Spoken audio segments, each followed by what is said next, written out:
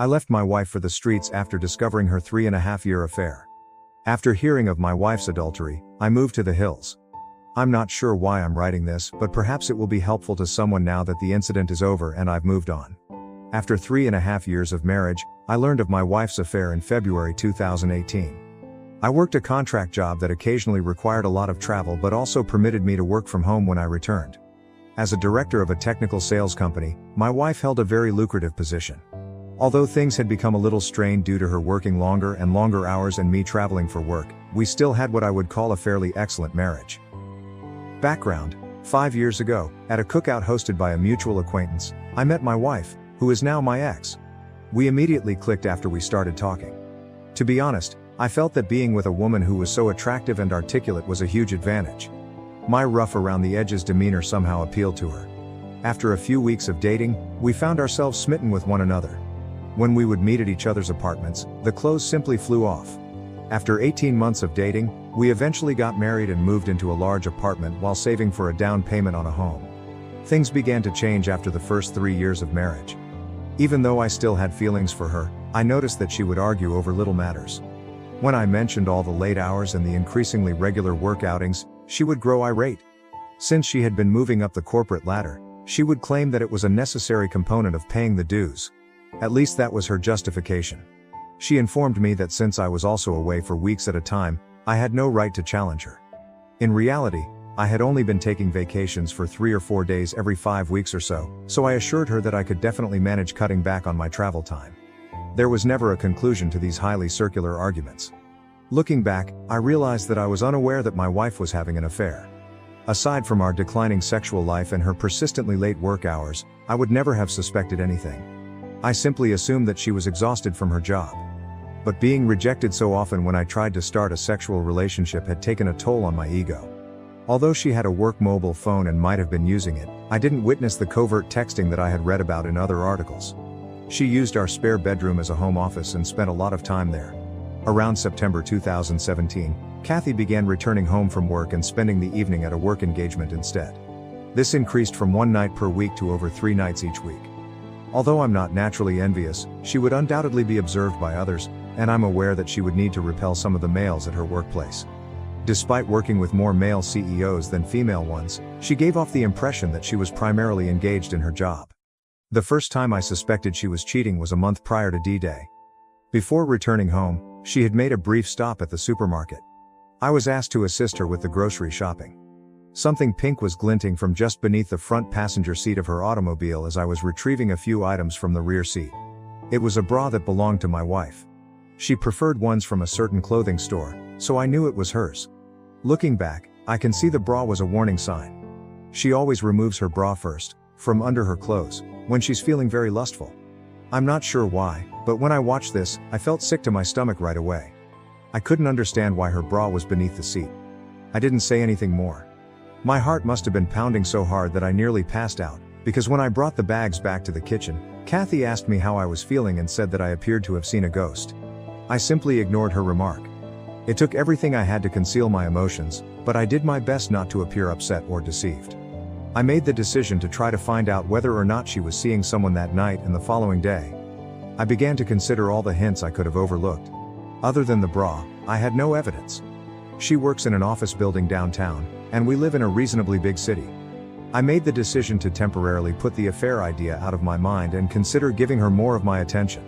I prepared a delicious meal and arranged the dining table with elegant plates, silverware, and candles one Friday after work. I purchased an arrangement of flowers and a lovely bottle of wine. I pointed out the dinner and everything I had made when she arrived as usual, breezing in after work. She apologized and said she was sorry, but she had to go to a neighborhood hangout to meet up with her coworkers. She mentioned that she needed to take a shower first but that she could have a small snack with me before she left. I guess I went utterly silent because my insides flipped on me. I won't explain the type of anger I was experiencing at the time, but I had had enough. I took my work cell phone and threw it in her back seat while she was taking a shower. I had been considering this as a means of using my own phone to find her. I walked into the kitchen after that and threw the food and flowers in the garbage. After taking a shower, she got ready and looked stunning as always. "All right, let's eat," she said. "Never mind, go out with your friends," I urged her. She asked me if I was angry after giving me a weird look. "I'm sad that you never want to do anything with me," I said. She got upset and sarcastically remarked on my short fuse while telling me to stop acting like a kid. I muttered, "Foolish me," as I stood there allowing everything to settle in. For once, I felt we should spend the evening together. She simply gave me a sly smile and stormed off. I pulled out my second phone and began following my work phone when she departed. About 20 minutes away, at the bar she often visits with her coworkers, I caught her stopping. I made the decision to go find her automobile. Indeed, it was in the parking lot of the bar. I waited to see if I could see her in my car across the street. I felt completely different, like a stalker, but I told myself that I had to calm my fear of her whereabouts. I observed her leaving the bar with a man about an hour after I got there. He had the appearance of an executive from her company. He took hold of her, drew her near, and planted a kiss on her lips. My body was totally numb, and my stomach started to clench up. They went to a different vehicle and climbed in together.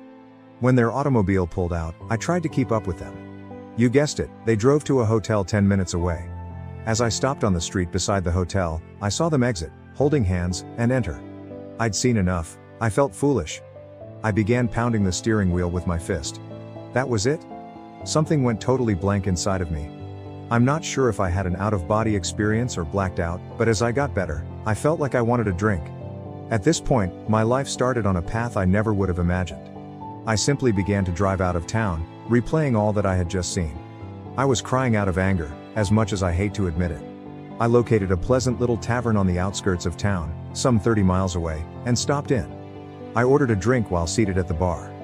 The bartender, a lady, said that I looked like someone had taken the wind out of my sails, so I guess I looked like death warmed over.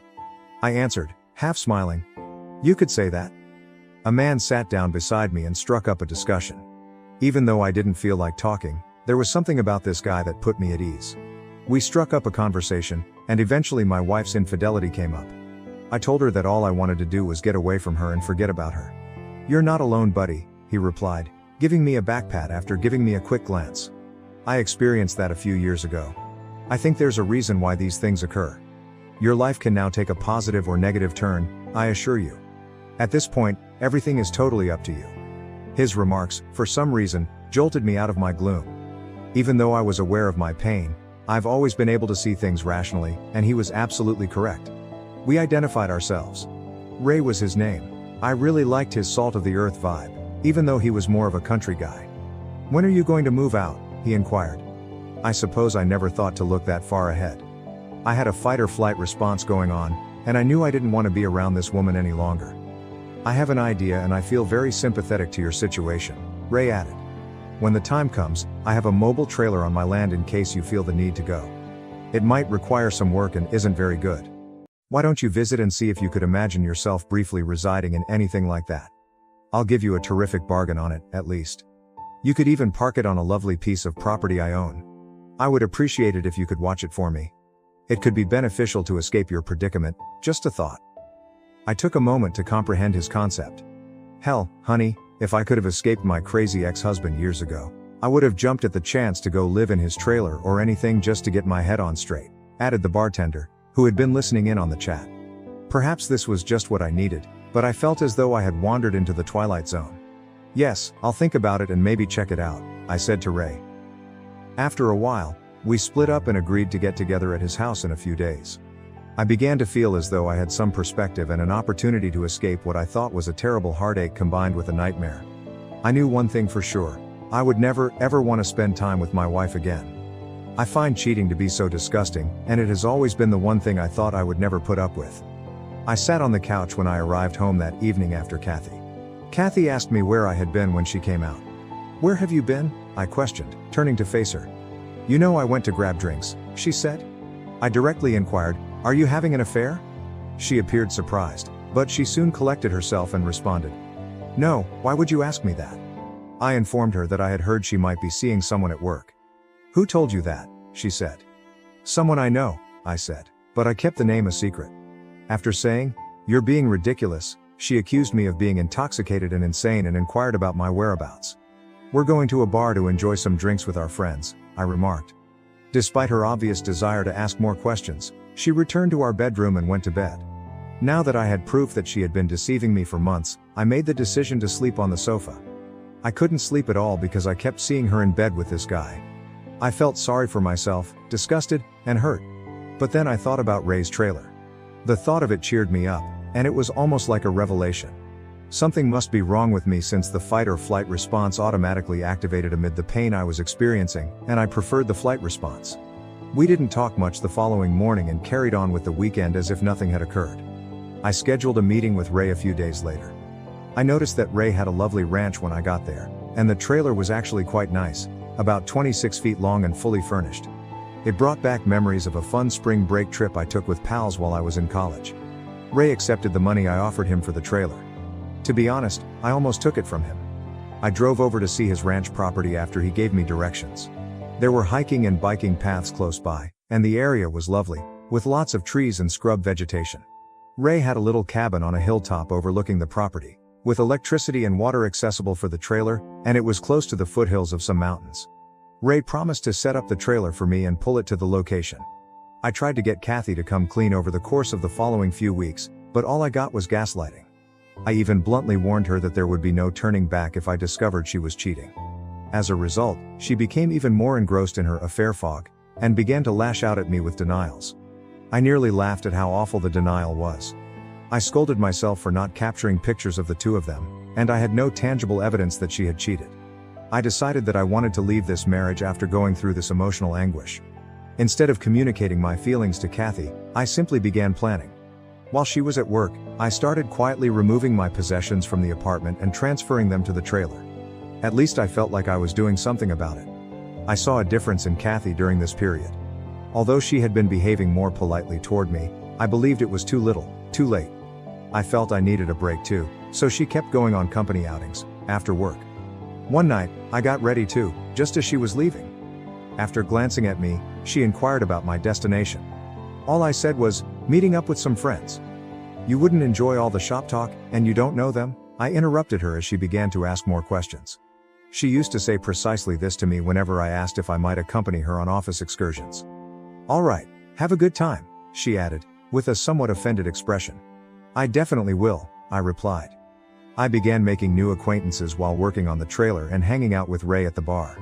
I felt better after spending time with Ray's wonderful family and friends. I also made the decision to cut back on my drinking because I didn't want to form any unhealthy habits. I knew better than to drown myself in sympathy, even though it would have been so simple. At this point, Kathy informed me that the next week she would be traveling for work. She stated the executive team and a few department heads were going when I inquired who was going. I hope you have a great time with your boyfriend, I added, glancing at her. I immediately regretted saying that because it sparked a furious argument. Although, as Ray had informed me, it didn't really matter, I now regret not knowing more about her affair partner, AP. It doesn't matter who the other guy is, Ray replied. The fact that she chose to leave you is all that matters. She destroyed the marriage. Whether she admits it or not, brother, facts are facts. Ray ought to write a book for the betrayed. Damn it. I had the ideal opportunity to move out entirely during Kathy's work vacation. When she was gone, I collected everything valuable that was mine, including clothes, laptops, and equipment. I didn't take any shared goods or furniture. I left a note before I left. It was a lengthy explanation at first, but I chose to make it brief. I wrote, I hope it was worth it on a piece of paper. On top of the note on the kitchen table, I set my wedding ring. I felt like a great weight had been lifted as I left. I was liberated. The hurt would take time to heal, and there would be baggage to cope with, but I had started. I needed time to myself and to swiftly and quietly get rid of her. The fact that I hadn't challenged her or coerced a confession didn't make me proud. I hadn't screamed or shouted. She didn't deserve it, in my opinion. She disregarded everything we owned, including our plans for the future, our aspirations for a home and a family, and now it was all gone. There was no turning back. I owed her absolutely nothing. She could handle the consequences. I hadn't planned anything or called a lawyer. I just wanted a new beginning and some clarity. The air from the mountains was just what I needed when I got inside my trailer. I resumed running the next week, and it was wonderful to be alive. Kathy texted things like, "We just landed," "We're having a team dinner," and so on while she was away. "Where are you?" was the question in a few mails. "Why haven't you gotten back to me?" I didn't answer. My phone exploded with calls and texts when she got home. She kept trying to get in touch with me, but I ignored her. Her mother also tried to phone me after the first day, but I didn't pick up. She didn't try to engage my father because we aren't close and he is the only member of my family that I still have. Her messages grew more urgent after she was ignored for a week. "What is this?" was one of the texts she sent. "We must speak. I'm not sure what you believe you know, but nothing is happening. There isn't an affair going on." She finally texted me after a week of not answering, saying, "I'm sorry things got out of hand. It didn't matter that I was involved with someone at work. You were absent a lot while I was preoccupied with my work. I simply made an error. I intended to terminate it. An error. I had been waiting for this confession all along, yet somehow it only made me detest her more. Why was she unable to be truthful? I didn't have any dreams about a future with this woman. Errors don't persist for 6, 8, or a year. Her pleas for me to return and work on the marriage eventually grew pitiful. I refused to respond to her even after she stopped bothering me for a few weeks. I didn't want her to learn where I lived or to snoop around in my life. I didn't want my haven to be destroyed by this woman. She then began sending nasty texts like, "You're a coward one day. You refuse to speak to me. You have no regard for us. Come home, please, so we can discuss. You're where? I am able to visit you. Paul, please let's chat and make things right. Damn it." Although I don't recall all of the texts, they all appeared to be excuses with minimal genuine regret. In one ear, I let them go, and in the other out. After a while, I switched my mobile number. Update, June 2018. I received an email from Kathy informing me that she had hired a lawyer and was going to file for divorce. I just said, "Okay, that sounds good." This led to a barrage of emails requesting that I visit her and other things. She wrote that she would stop bothering me if I consented to an uncontested divorce after realizing this wouldn't work. After I consented, I was genuinely free a few months later. After I moved out of our apartment, I never had to see her again. She seemed to care more about that than I did, even though neither of us had any closure. I would occasionally think of her for a few months, and yes, the grief would suddenly come to me, like when I heard a song we used to enjoy. After a while though, I simply stopped thinking about her. Update 2. Now that I'm officially divorced, things are going great. In actuality, I got to know a wonderful girl. Just down the hill from my house, I was running on the trail. We clicked when I helped her replace a flat tire. Despite being a few years younger than me, she is fantastic and quite adorable. She refers to me as her mountain man, and adores my way of life.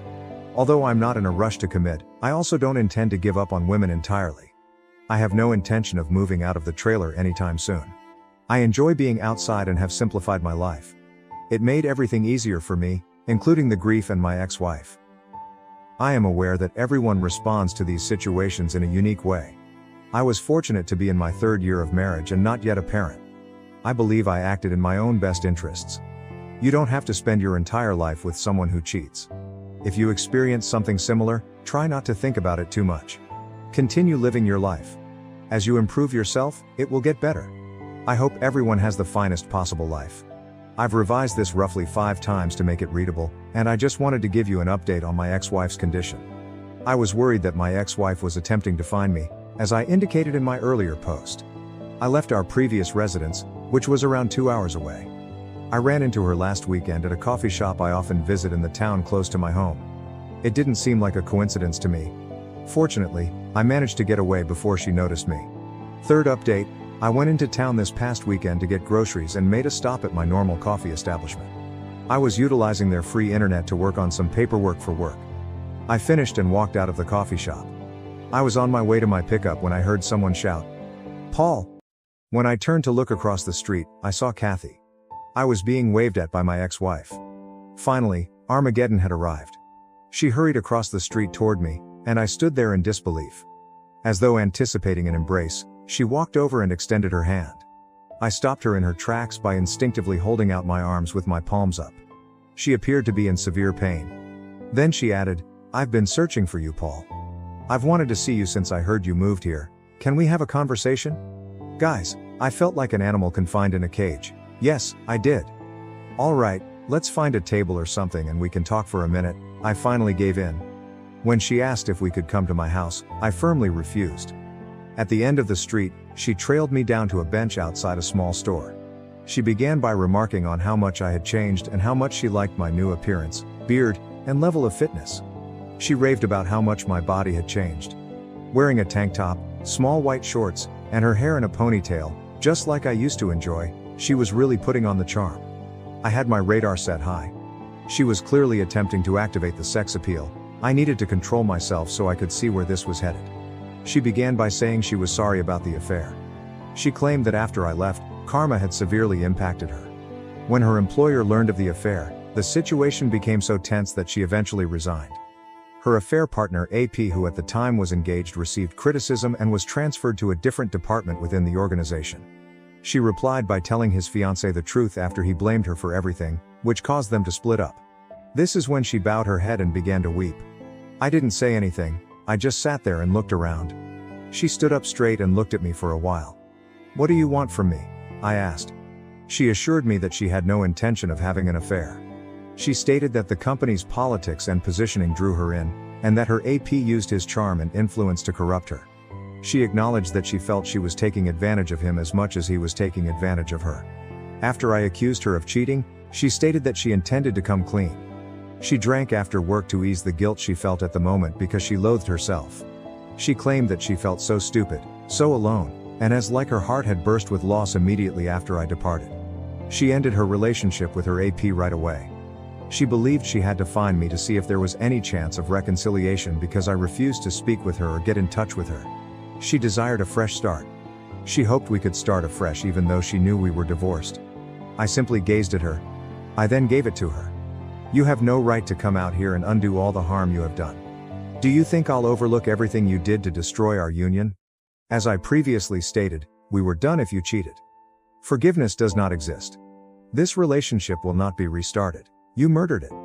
As soon as you left me, you ruined everything we had. How foolish do you believe me to be? One evening, I watched you enter a hotel with him. Were you aware of that?"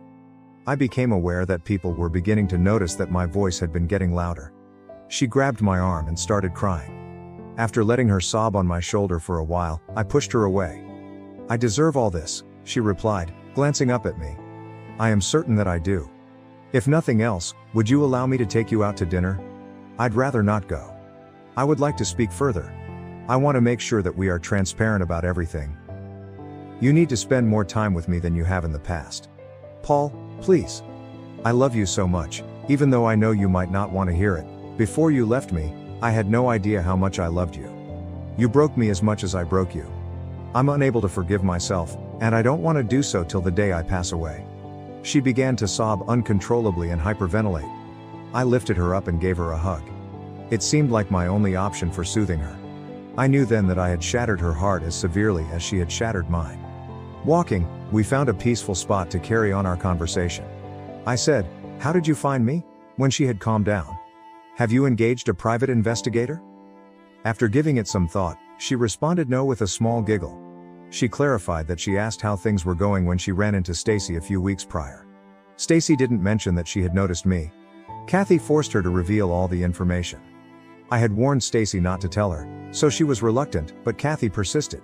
Stacy finally gave in, but all she knew was that I lived somewhere close by and was in town. On her days off, she began to come here to check on me.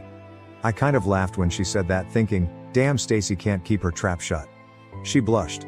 We ultimately decided to have dinner at a charming little spot with a patio. I made sure we didn't drink anything since I wasn't going to give her a reason to be kind to me or say she wasn't so inebriated that she couldn't drive back. In fact, we had a good conversation. I then escorted her to her vehicle. She insisted that she hadn't dated anyone else since I left and vowed fervently that I was the only person she wanted, so she pushed me hard to stay longer. "No, it's still way too early for me to go down that road," I informed her. She pleaded with me to come back, but I didn't say yes. After giving her my new email address, I didn't say anything more. My response to her request for my phone number was, "You'll just blow it up with texts and calls." She wept over it, but in the end, she agreed with my choice. She promised to send me an email with information on returning to town the following weekend before she left. I asked her directly, "Would you have forgiven me if I had been the one cheating?" before she got into her car. "Yes, in time, but only if we saw a marriage counselor and worked through the healing process with lots of talking, maybe even a binding agreement," she responded after pausing to reflect. "All right, maybe I could do that. In 5 or 10 years, I answered. "I would wait if that's what it would take," she replied. She then took both of my hands in hers, looked me in the eye and said, "God damn it, Paul, I will always love you and will do anything to prove it." This statement truly caught me off guard. Her remarks continued to upset me even after she left. She had spoken those words so firmly. However, I was still unable to envision us reuniting. Even though I felt better about the incident, I was unable to perceive her as a friend at this time. Perhaps a friend, but even that was a mystery. I returned home, enjoyed a long run, had some beer, and thought about how far I had come. Could someone please assure me that she wouldn't destroy the tranquility I had created for myself? I had no idea. I had the luxury of time to sort through it and get perspective, but it was all still too vivid in my mind. Last update. Most likely, this will be my final update. When I first uploaded my story to Reddit, the moderators kept taking it down. In summary, I ghosted my ex-wife for more than a year before she discovered me. She wanted to make amends and start over with us. You will be deeply disappointed if you thought I would be the typical beta blue pill fool, and forgive her. She expressed her love and regret for the affair in a lengthy email she sent me last week. She offered to come out and stay with me for the weekend once more. My answer? I silenced her. I informed her that I had no plans to make amends with her. I'm totally happy living alone, taking advantage of my secluded position, and keeping things simple. At 32, I'm not in a rush to make changes. I have my own self-determination plan and have enjoyed the company of a few women and friends. I made it clear in my email response that I had no intention of reconciling and declined to provide her with my phone number. I no longer know or trust you because you made your bed. I hope the best for you, and perhaps we might become friends in the future, but not right now. She was annoyed by my evasiveness and responded in a telling way. She acknowledged that she had taken a job offer from a different state. Her true goal had been for me to accompany her, believing that my remote work would make the move simple. She wished we could start over somewhere new. She wanted to visit me in person to attempt to persuade me because she was running out of time before moving. Luckily for me, her time was up because I had a week of business travel scheduled. I'm grateful. I will no longer have her in my life. She will soon recognize that her time with me is over, but I anticipate receiving a few more emails. She'll need to find someone else, and she might even cheat on them. To anyone reading this, make the most of your life. Let go of the past and give yourself the strength to go on. To all of you, good luck.